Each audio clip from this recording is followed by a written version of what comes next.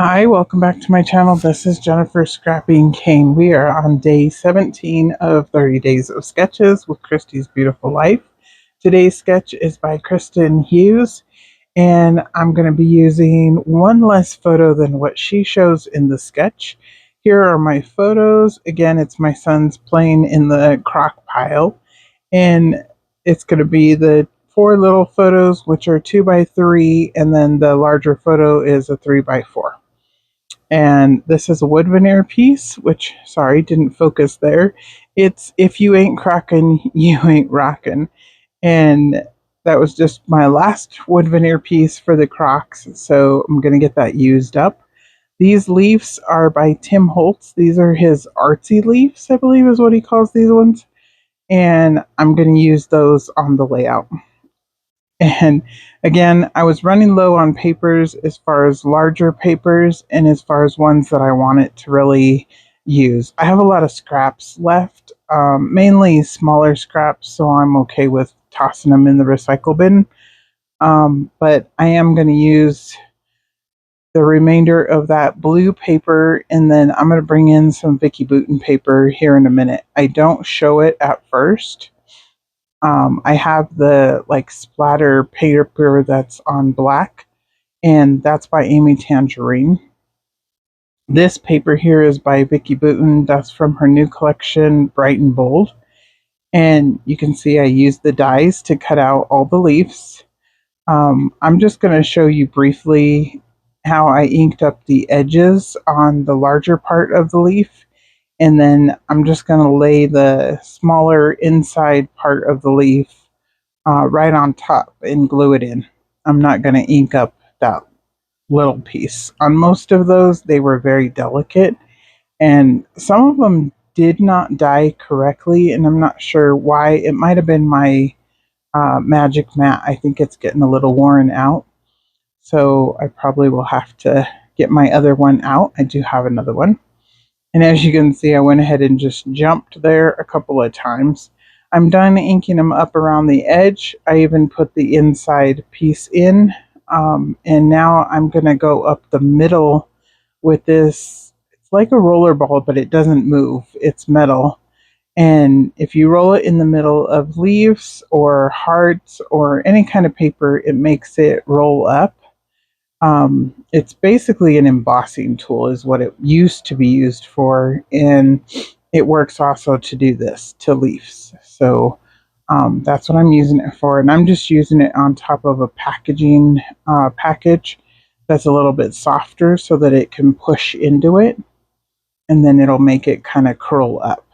And I'm going to do that to each leaf.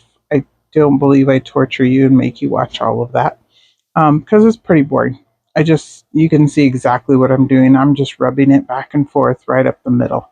And I will continue to do that all the way until I get all the leaves done. And that just gives them a little bit of dimension along with the inking on the edges. And it just brings the leaves a little bit to life, I guess. But I really like the bright colors that it added with the leaves. And this layout, like I said, definitely needed something because, again, I was at a loss how to actually embellish for the Crocs since, again, I used all of my little Crocs at the beginning, which I probably shouldn't have did. I probably should have saved some for each layout, at least a pair for each layout, but I didn't. So I don't have any more for this one, so I'm just going to do the leaves instead. And it turns out really cute. I like the way that it turns out. And here I was showing you how I stretched a 12 by 12 paper to be 8.5 by 11. So I never did a layout like this one before. I'll have to remember this. Basically, I just cut off the top. I believe I cut off the top or the bottom of the paper, one of the two, and made it 11 inches instead of 12, obviously. And then I cut it at 8.5 inches, and then I cut the last 3 inches into 2 strips. And they worked perfectly to add on the left and right side of the other layout. since in the sketch, this is how Kirsten has it. She has the one pattern paper going one way, or a paper. It's not in color, it's only in black and white. I did show it briefly at the beginning. I'll pop it up here again just so you can see the sketch. And I'm not going to follow it completely, but I'm going to follow this part of it, and then also the photo mats and where the photos lay, except for I have one vertical photo instead of two horizontal photos for the left-hand side. So the right-hand side is going to have the 4 little photos, and then the left-hand side is only going to have the one of both of my sons. They're chasing each other. And again, it was just more fun times in the Crocs. So, and I had to document all of the pictures. So I had like probably another 50 pictures, but I'm not going to print them all. Most of them are just them, doing the same thing, repeating over and over. I just picked the best ones and printed those ones. All the rest are digital, and they'll be in the file. Anybody ever wants to look at them, they're there. In this paper here, I thought I had it cut to the right length at 11 inches, but then I remembered it needed to be 8.5 inches. So I had to recut that. And then I'm going to place this one right in the middle on the other side. And first I was just eyeballing it, and then I did get my ruler out and make sure it really was the middle. Since that's part of the design, I really needed it to be the middle. And then here you're going to see I'm just going to lay this one down. I just want about 1/4 of an inch showing at the top and the bottom of that blue paper. And again, that blue paper is absolutely my favorite. I love any time that collections have that like royal blue purple color. That's probably one of my favorites. And this paper here is from Storyteller. That's a Vicki Boutin collection from long ago. But this purple plummy color actually matches. You can see there's a container behind the boys. That's like a purplish brown color. But the colors in this paper actually match it perfectly. So I'm going to use that to mat the photos. And I needed to gut it because I only have one piece of it. So I'm actually going to make it work for both mats. And that's one thing that I like about 8.5 by 11 is I can pretty much get away with using a couple of 12 by 12s or 6 by 8s and making them go pretty far. Even though I have a ton of paper and I don't really need to do that, but again, sometimes you just want the same paper on both sides of the layout. So that's usually how I get it, is by gutting the paper. So here I'm just roughing up the edges of the photo mats. Since they're just white, I just want them to be a little bit rough around the edge. And then I'm going to place this one down, and the gut behind it is way too big. Like I couldn't even put ATG on the mat and make it fit, but it's okay because I'm going to pop it up on play foam anyways. And I could have put a piece of white cardstock or something behind it, but I didn't need to because again, it's being popped up on play foam. And I'm going to pop up this one too once I place it down. And it doesn't matter, the color of your play foam. This one here has adhesive on one side and no adhesive on the other side. And I cut it in strips just because I find that it kind of buckles in the center if you lay one big strip on there. So I usually cut it in strips and then lay it across. And I'm using my ATG and liquid glue. And I did place it not exactly in the center. It's a little bit more to the right than it is the left. And that's going to be for my design because I am going to do the clusters a little bit different than Kirsten has. So here I'm just making sure this one is evenly placed across. I want it to be exactly right across from that other photo. And again, they're just running around throwing Crocs at each other. And my older son is again trying to show my little son how you can just fall in them and it doesn't hurt. because he's 3, so he's like, that's gonna hurt if I fall on there. But Big Brother is like, nope, no, it's not. Look, just fall. And he kept encouraging him to jump in the Crocs and just fall on his butt. So here I'm going to start placing the leaves down. I decided that that left-hand side needed a strip of leaves all the way down from top to the bottom. I thought that kind of played a little bit more into the design with the paper on the other side, going from top to bottom. So on this side, I'm going to place the leaves top to bottom. And I tried to mix in the colors. There was a lot of green in those squares. And I did notice that when I was cutting them, but I thought I could make it work and go ahead and play with it. So I did make it work, but you know, there's a lot of green. And there's actually no green in the background paper, but it's okay. It'll work out in the end. So I'm going to add a cluster of leaves at the top up there where you see those 3, and then 3 more down to the corner on the right hand side, and then the left hand side and the right hand corner of the photo, and then the strip of leaves down the side. So that's going to be basically 4 clusters, but I'm going to connect the ones on the left hand side, and it's going to basically be my title space.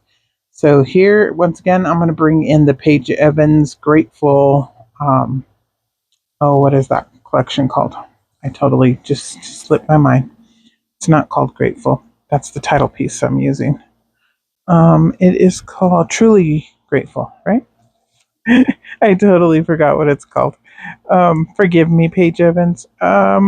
I should remember what it's called because I absolutely love it. I wish I would have bought more of this collection. I wish I had more of it to still use on fall layouts because it is such a unique, beautiful collection. Yes, Truly Grateful. That's what it's called. So down at the bottom, I'm gonna uh, put a very large title. So basically, it's going to be Grateful for My Big Brother. At first, I didn't put my down because I was deciding if I was going to use the glitter letters or the black letters. I'm going to change it out to the black letters here in a minute. And I also wasn't sure if brother was going to actually fit or if I was going to have to do big bro. But brother actually fit perfectly. So I'm going to do 4 up here and then my. And I did have to use liquid glue on all of those letters to get them to stay correctly. And then again, I'm going to come in with these little epoxy hearts, and I don't have any stars left, and I have very minimal of dots left. But luckily, I have a lot of green dots left. So that's how I'm going to bring more green to the layout. That's one way that I found if you're missing a color, if you bring more in with your embellishments, then it just looks okay. So I'm going to use all of the green dots, any of the like orangish yellow colored ones that I have left, and any of the pink and purple and like a lighter pink color. I was debating if I was going to put this large butterfly at the bottom. It's kind of weird to put a butterfly at the bottom, so that's why I was debating it. And that one actually doesn't make it on the layout. I end up coming in with some puffy butterflies off of the puffy sheet instead that are smaller. And then I'm going to put a blue-green butterfly over on the left-hand side, but to the right of the photo. So I was adding in little wood veneer hearts. Once again, I wanted to bring in more wood veneer since I have that wood veneer title piece. And since I'm going with hearts, not stars, I brought in hearts. I'm just moving these little puffy butterflies around. And I did have a little puffy butterfly in the blue and green. And at first, that was the one I was going to use. As you can see, it just kind of magically got bigger. That's because I went ahead and added the epoxy one instead.